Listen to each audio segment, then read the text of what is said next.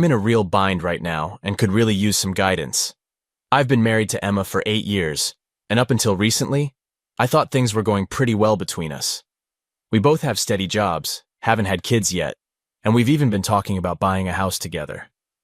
Everything seemed great until about 3 months ago, when things started feeling off. Emma began staying late at work more often, always coming up with some excuse about a big project or her boss needing her to put in extra time. At first, I didn't think too much of it. We all have to work late sometimes, right? But then she started acting all secretive with her phone, always keeping it face down and stepping out of the room to take calls. I tried to convince myself it was nothing, that I was just overthinking things. But man, I wish I'd trusted my instincts sooner. The real shocker happened just last weekend. Emma told me she had to go to a work event on Saturday night, said it was some kind of team-building thing, and that spouses weren't invited. I was a little disappointed, but I figured, whatever, I'd just stay home and catch up on some TV. Then my buddy Mike called. He was having a small gathering at his place, which just so happens to be right around the corner from where Emma's work event was supposed to be. I thought, why not? I could swing by, have a couple of beers, and maybe even surprise Emma afterward by offering her a ride home. Boy, was I in for a surprise, all right. I got to Mike's around 9 p.m., and we were all hanging out in his backyard. That's when I heard it. Emma's laugh.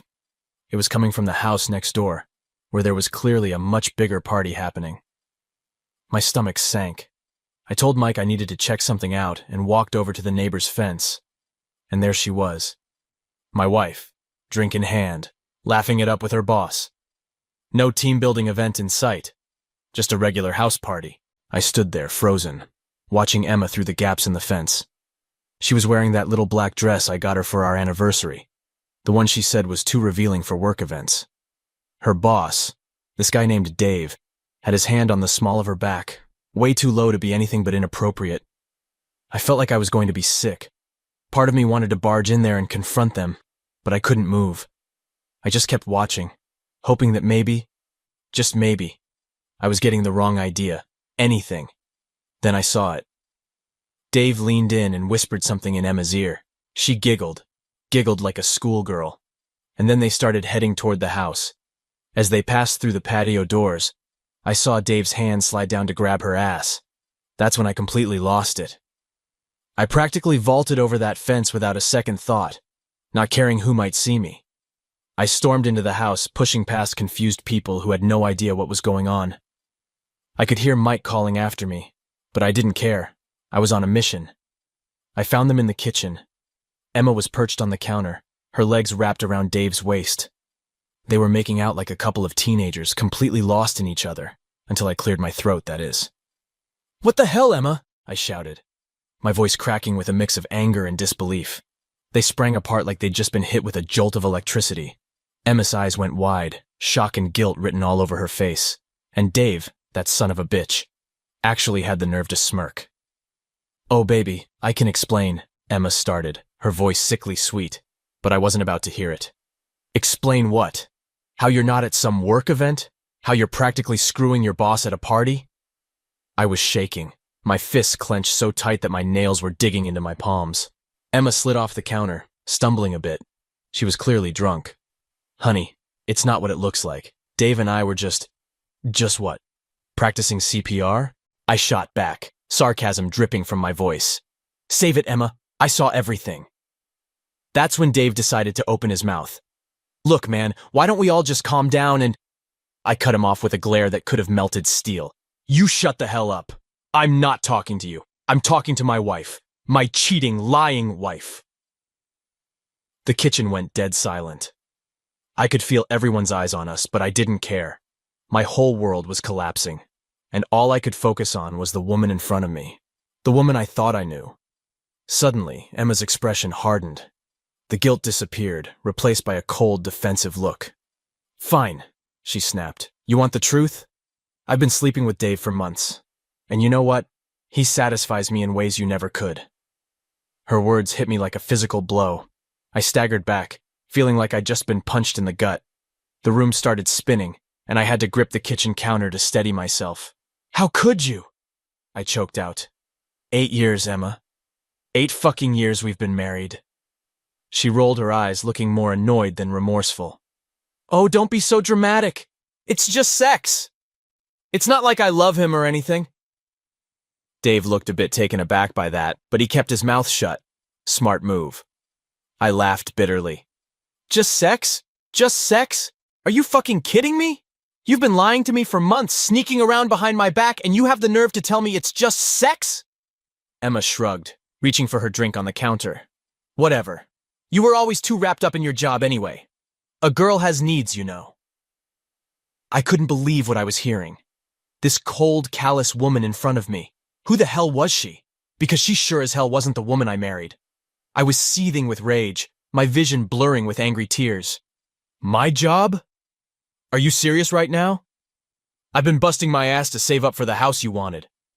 Emma scoffed, taking a sip from her drink.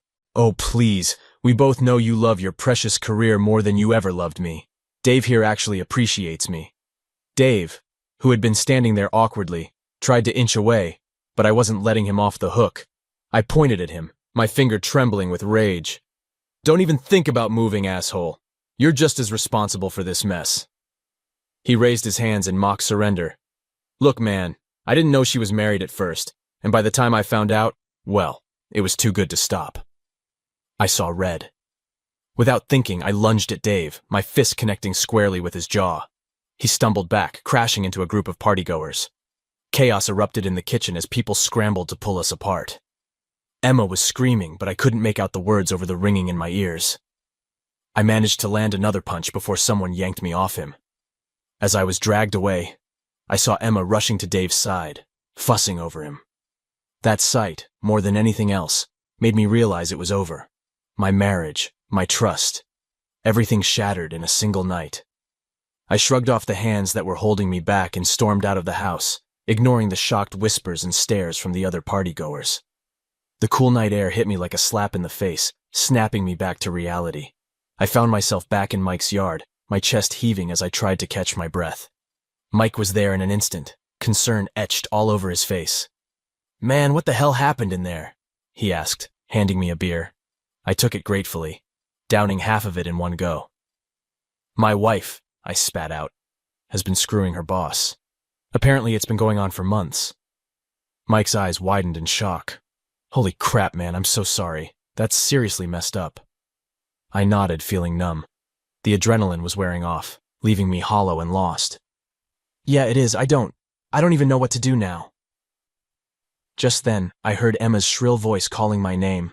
She was stumbling across Mike's lawn, mascara streaking down her face. Baby, please, let me explain, she cried out. I turned to Mike. I can't deal with this right now. Can you keep her away from me? Mike nodded grimly. Yeah, man, I've got you. Go home, get some rest. We'll figure this out tomorrow. I muttered a thanks and took off down the street, Emma's pleading voice fading behind me. I had no idea where I was headed, but I knew I couldn't be anywhere near her right now. I ended up wandering for hours, aimlessly walking the streets of our neighborhood, my mind a jumbled mess of memories and questions. How long had this really been going on? Were there others before Dave? Had our entire marriage been a lie? Around 3 a.m., I found myself back at our apartment. I stood outside for a good 10 minutes, debating whether to go in. Finally, exhaustion got the better of me, and I used my key to unlock the door. The living room light was still on, and there was Emma sitting on the couch.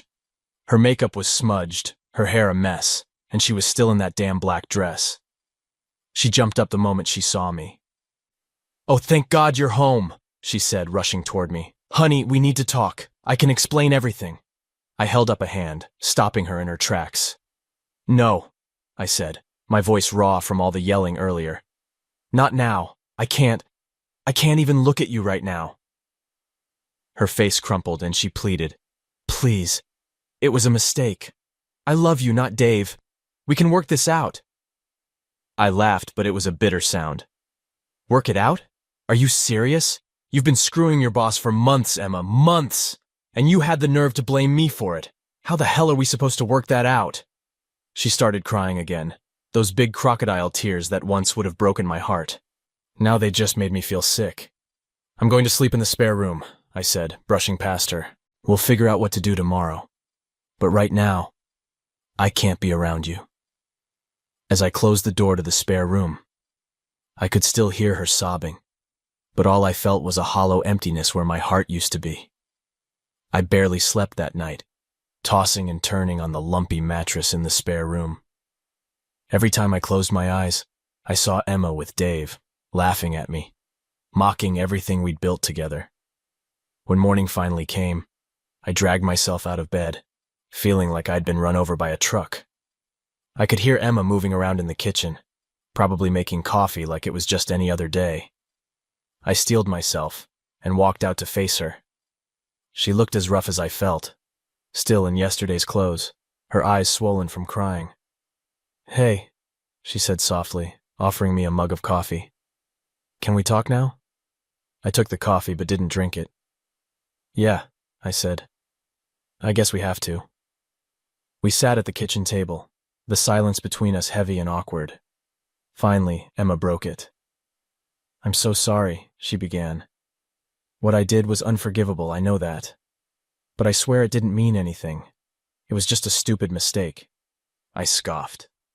"A mistake, Emma? You've been sleeping with him for months. That's not a mistake, that's a choice. Multiple choices, actually." She winced at my words. I know, I felt neglected. You were always working late, and Dave was there, and— "Don't you dare try to pin this on me," I snapped. "I was working late to save for our future. The future you wanted. The house, the kids, all of it. And while I was doing that, you were screwing your boss." Emma started crying again. "I'm sorry, I don't know what else to say. I love you, not Dave. Can't we try to work this out?"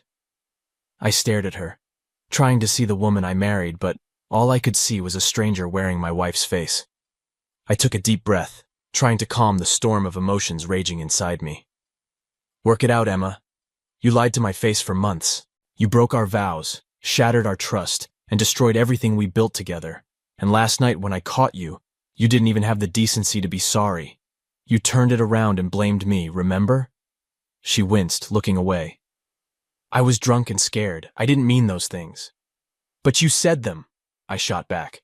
"And drunk or not, that's how you really feel, isn't it? That I neglected you? That I care more about my job than I do about you?"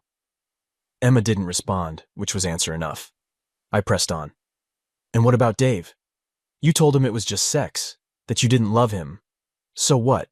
Am I supposed to believe that you love me when you can so easily use someone else like that?" "It's complicated," she mumbled. I let out a bitter laugh. "No, it's not. It's actually very simple. You cheated, you lied, you broke us." She reached across the table, trying to take my hand. I pulled away. "Please," she begged. "I'll do anything. Couples therapy. I'll quit my job. Whatever it takes. I can't lose you." I stood up, unable to sit there any longer. "You already lost me, Emma. The moment you decided to sleep with Dave, you lost me." As I walked back to the spare room, I heard her call out, "So that's it? You're just giving up on us?" I turned back, feeling a surge of anger. "No, Emma, you gave up on us. I'm just acknowledging it." The next few days were a blur, with me swinging between numbness and outright rage. I called in sick to work because I just couldn't face the outside world. Emma kept trying to talk to me, to explain, to beg for forgiveness, but I couldn't stand to hear it. On the third day, I finally realized I had to get out of the apartment. The walls were closing in on me, and Emma's constant presence was suffocating. I packed a bag and told her I was going to stay with Mike for a while. "How long is a while?" she asked, her voice small and scared. I shrugged. "I don't know, until I can figure out what I want to do next." As I was about to leave, she grabbed my arm. "I love you," she said, tears welling up in her eyes. "Please don't forget that." I gently removed her hand. "The problem is, Emma, I don't know if I believe that anymore." Mike welcomed me with open arms and a cold beer. We sat on his porch, and I finally let it all out.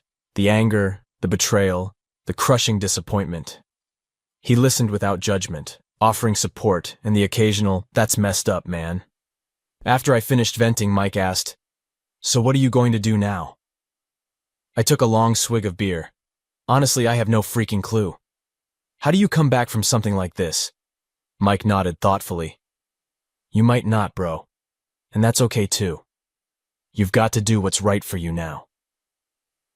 As the sun set, I realized Mike was right. For the first time in years, I needed to think about what I wanted, not what Emma and I wanted as a couple. The thought was both terrifying and strangely liberating. The next few weeks were a whirlwind of emotions and difficult decisions. I stayed at Mike's place, trying to sort out my feelings and figure out what my next steps should be. Emma kept calling and texting, her messages swinging between apologies, explanations, and accusations. I mostly ignored her, only replying with brief factual messages when it was absolutely necessary. About a week into my stay at Mike's, I got an unexpected call from Dave's wife, Sarah. Turns out she had no idea about the affair until the night of the party. She was devastated and furious and wanted to meet up to compare notes. We met at a coffee shop downtown. Sarah looked just as wrecked as I felt, with dark circles under her eyes and a haunted look that mirrored my own. "I'm so sorry," she said as soon as we sat down. "I had no idea Dave was capable of this." I nodded, feeling an odd kinship with this woman I barely knew. "Neither did I. About Emma.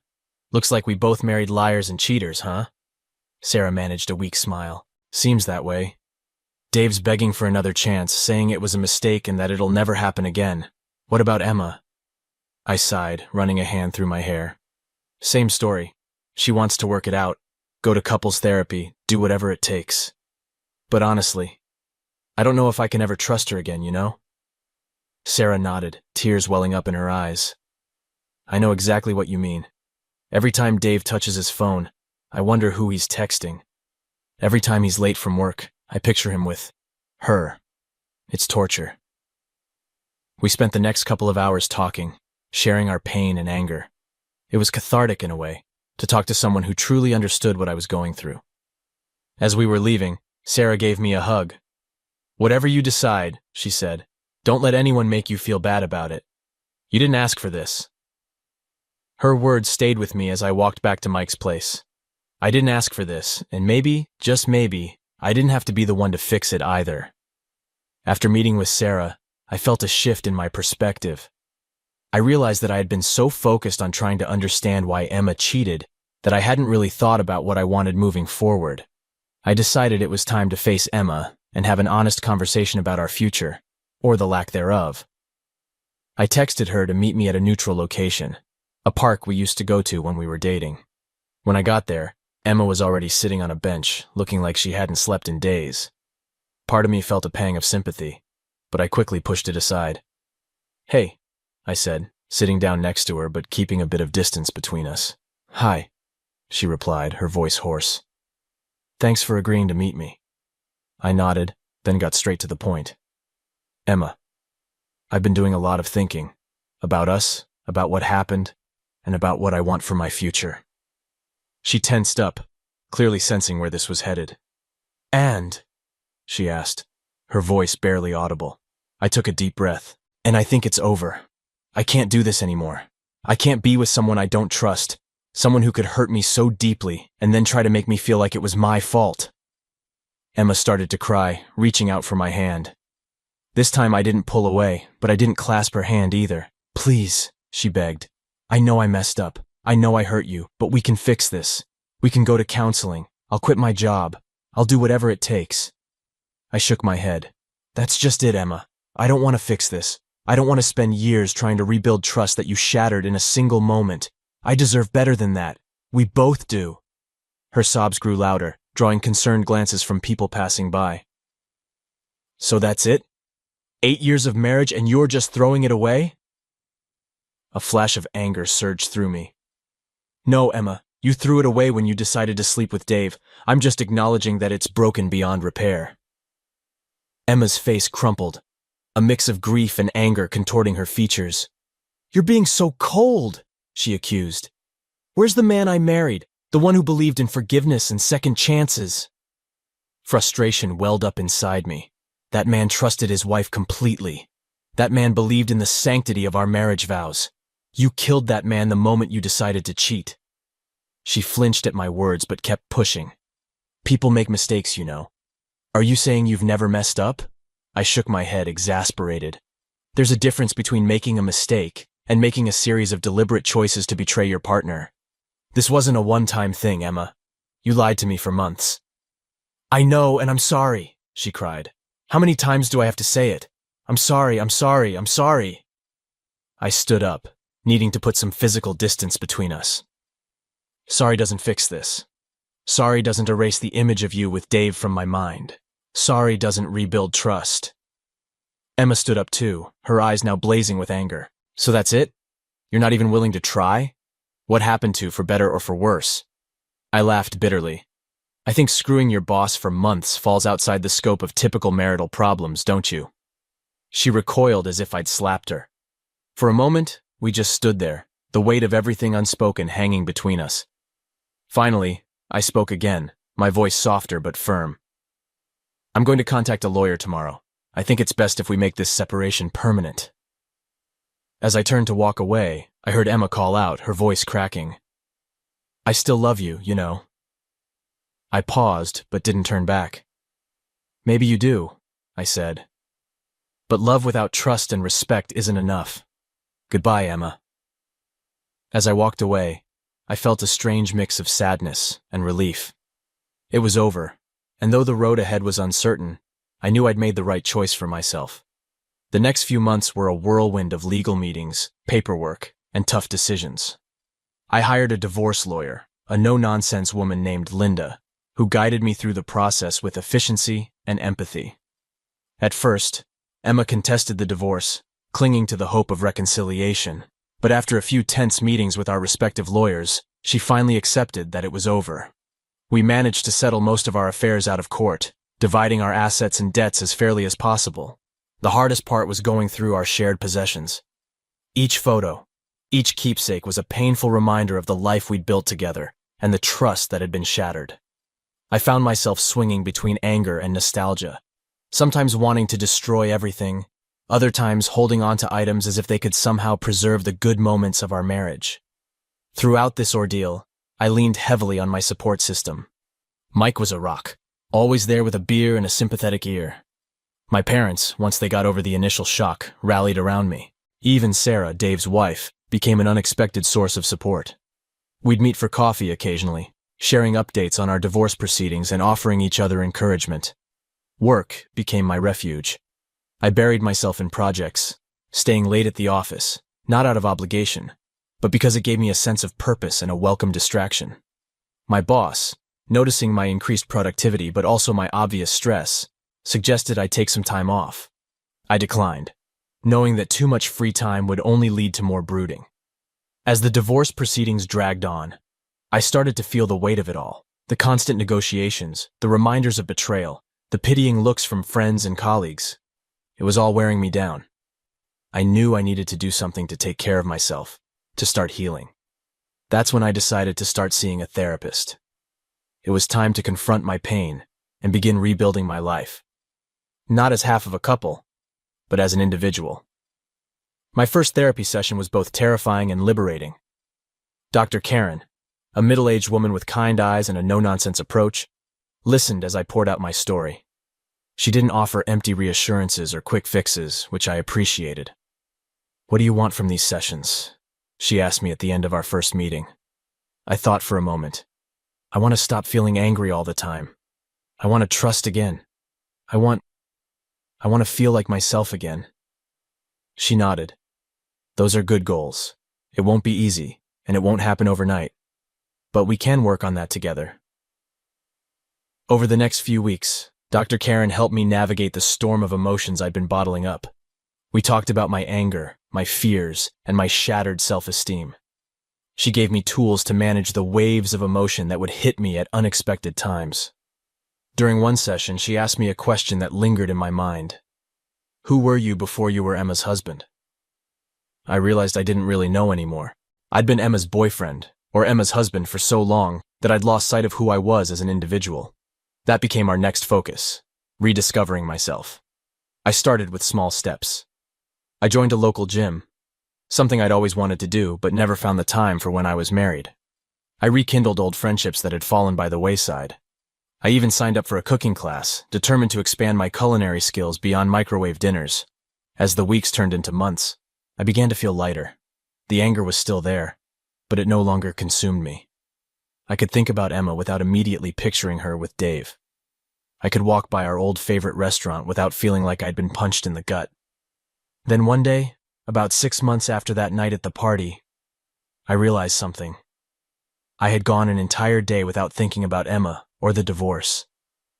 It wasn't some big dramatic moment, just a quiet realization as I was walking home from work, enjoying the sunset.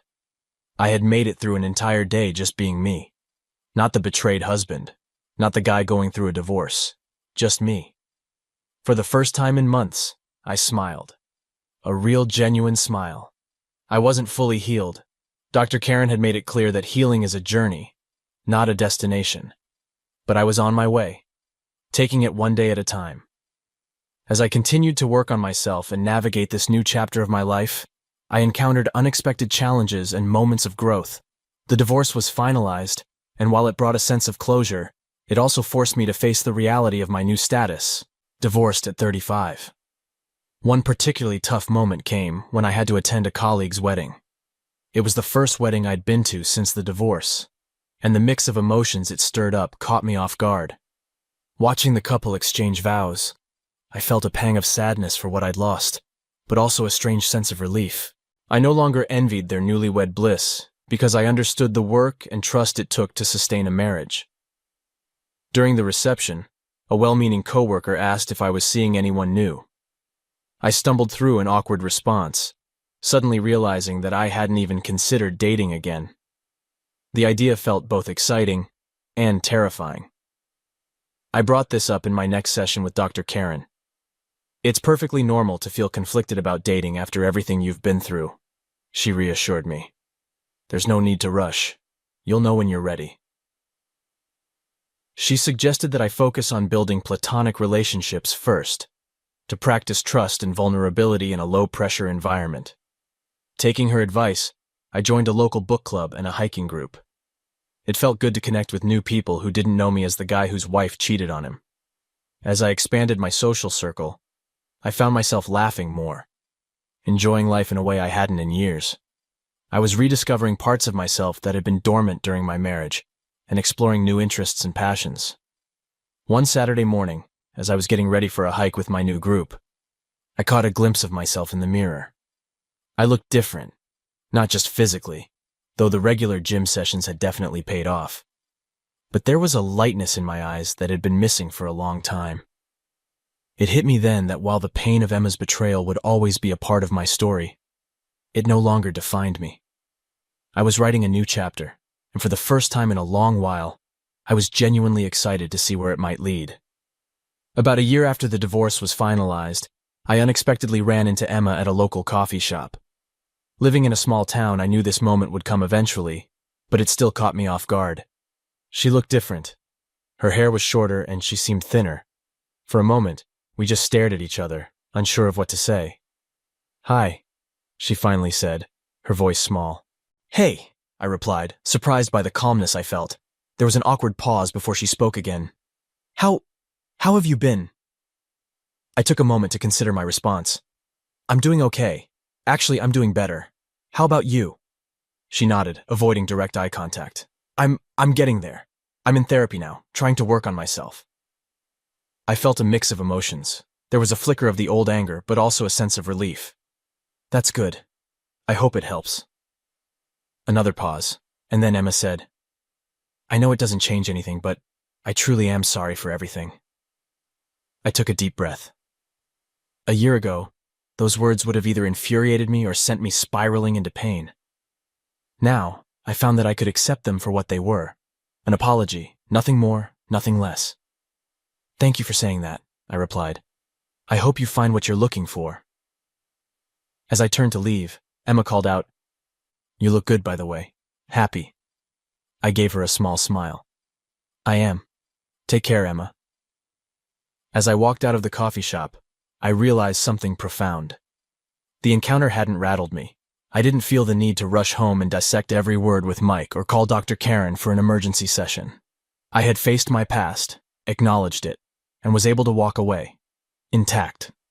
That night, as I recounted the encounter to Mike over beers, he asked, "So how do you feel about it?" I thought for a moment. Honestly, I feel free, like the last weight has been lifted off my shoulders. Mike raised his bottle. To freedom, then. I clinked my bottle against his. To freedom and to new beginnings. In the months that followed, I continued to grow and evolve. The encounter with Emma had been a turning point, showing me just how far I'd come in my healing journey. I felt ready to tackle new challenges, both personally and professionally. At work, I stepped into a leadership role on a major project, something I might have hesitated to do in the past. My newfound confidence was evident, and I found myself thriving in ways I hadn't expected. In my personal life, I finally felt ready to dip my toes back into the dating pool. It was awkward at first, navigating dating apps and making small talk on first dates. But I approached it with honesty and openness, not hiding my past, but not letting it define me either. I went on a few dates, some good, some not so great. But each one felt like a step forward, a small victory in rebuilding my ability to connect with others. Then about 18 months after the divorce, I met someone. Her name was Emily, and we bonded over our shared love of hiking and a mutual appreciation for terrible puns. On our third date, I told her about my divorce and Emma's infidelity. I was nervous, but Emily listened with empathy and understanding. "Thank you for trusting me with that," Emily said when I finished sharing my story. "I really appreciate your honesty." As we continued seeing each other, I found myself opening up more and more. With each secret shared and each vulnerable moment, I felt my capacity for trust slowly growing. It wasn't always easy. There were moments of fear and doubt, but I used the tools Dr. Karen had given me to navigate those feelings. Now, 2 years after that night when my world seemed to collapse, I find myself in a place I never imagined I'd reach. I'm in a healthy, loving relationship with Emily. I'm thriving at work. I have a solid support system of friends and family who've stood by me through it all. And most importantly, I've rediscovered who I am. The pain of Emma's betrayal will always be a part of my story, but it's no longer the defining chapter. Instead, it's become a turning point, the catalyst for my growth and self-discovery. To anyone out there going through something similar, I want you to know that there is hope. It's not going to be easy, and there will be days when it feels like you can't go on, but you can. You're stronger than you realize. Take it one day at a time. Reach out for help when you need it. Allow yourself to feel the pain, but don't let it consume you. And above all, remember that someone else's actions don't define your worth. Healing is possible. Trust can be rebuilt. And love, real, honest, faithful love, does exist. You just have to be brave enough to open your heart to it again. As for me, I'm looking forward to writing the next chapters of my life. And for the first time in a very long time, I'm excited about what those pages might hold.